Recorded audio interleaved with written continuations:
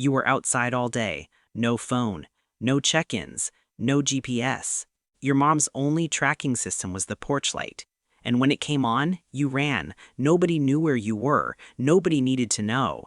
And somehow, you survived. And now you watch parents GPS track their kids to the school cafeteria and think, what exactly are we so afraid of? Because you turned out fine. Mostly.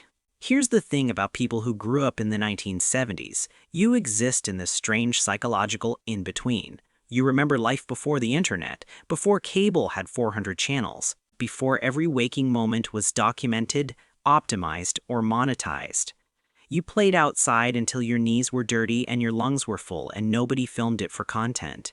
And now you live in 2024, fully fluent in smartphones and streaming services, but carrying this quiet, bone-deep feeling that something important got lost somewhere between then and now. You can't always name it, but you feel it constantly. Here's where it gets interesting.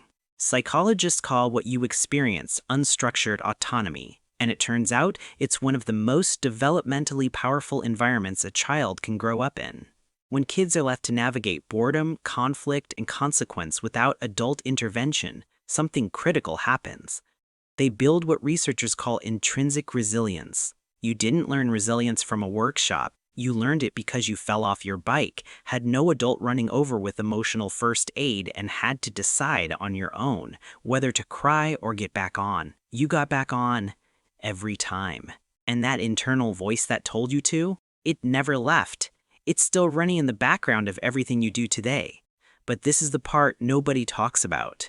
That same upbringing that built your resilience, it also taught you to suppress. Because in the 1970s, emotional expression wasn't exactly a priority. You didn't get asked how you feel about things. You got told to toughen up, shake it off, stop crying before I give you something to cry about. And you did. You shook it off. You toughened up. You became incredibly competent at handling hard things, and incredibly uncomfortable when someone asks you to just sit with a feeling. You're not emotionally unavailable. You're emotionally trained. There's a difference, and it matters. There's a psychological framework called attachment under scarcity, and it explains something fascinating about your generation specifically. You didn't grow up with unlimited entertainment. Saturday morning cartoons were a finite resource. You waited all week for them. 3 channels, no rewind. Miss it, it's gone. That scarcity trained your brain to pay deep, sustained attention to things you valued. And this changes everything about how you experience the modern world. Because now you live in a culture of infinite scroll and algorithmic abundance, and your brain, wired for scarcity and earned reward, quietly rejects it. You don't feel more satisfied with more options. You feel overwhelmed, overstimulated, quietly exhausted by a world that never turns off. That's not you getting old. That's your nervous system having excellent taste. And this changes everything about the guilt you've been carrying. Because somewhere along the way, you started wondering if your discomfort with the modern pace of life meant you were falling behind. That maybe the people who thrive on constant connectivity, who love every notification, who seem energized by the noise, maybe they figured something out that you missed. They didn't.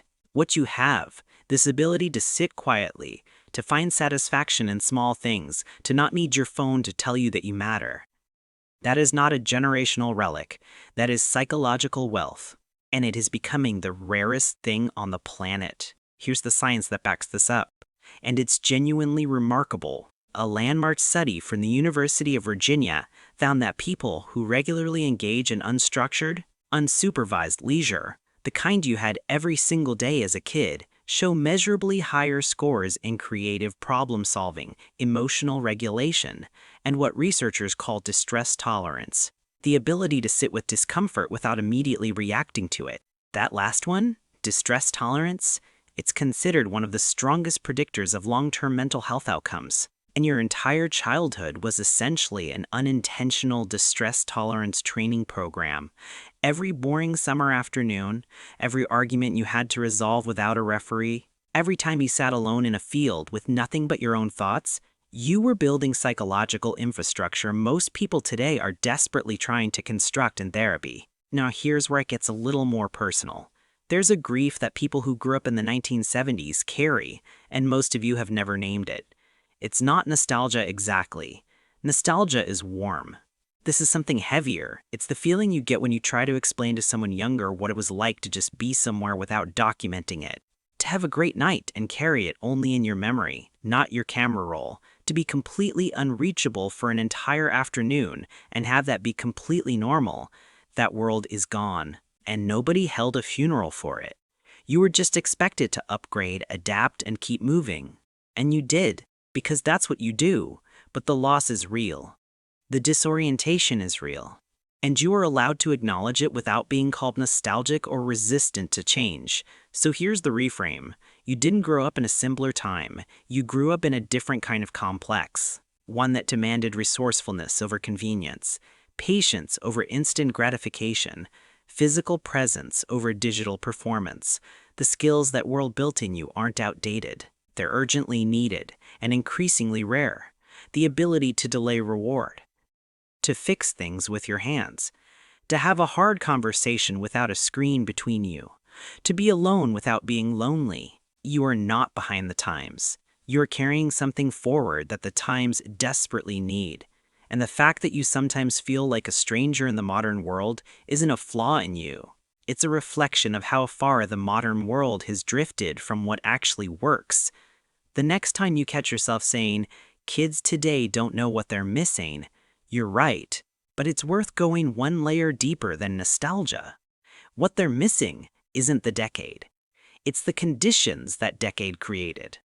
The boredom that became creativity, the freedom that became responsibility, the silence that became self-knowledge. You live that. It shaped you in ways you're still discovering. And that's not something to quietly archive in the back of your memory. That's something worth understanding. Now, if this hit close to home, there's something else worth exploring. Because the generation that grew up in the 1970s didn't just develop a unique psychology. They passed something specific and often invisible down to their children. A pattern. A silence. A strength with a shadow attached to it. That's the next video, and if you've made it this far, I think part of you already knows exactly what I'm talking about.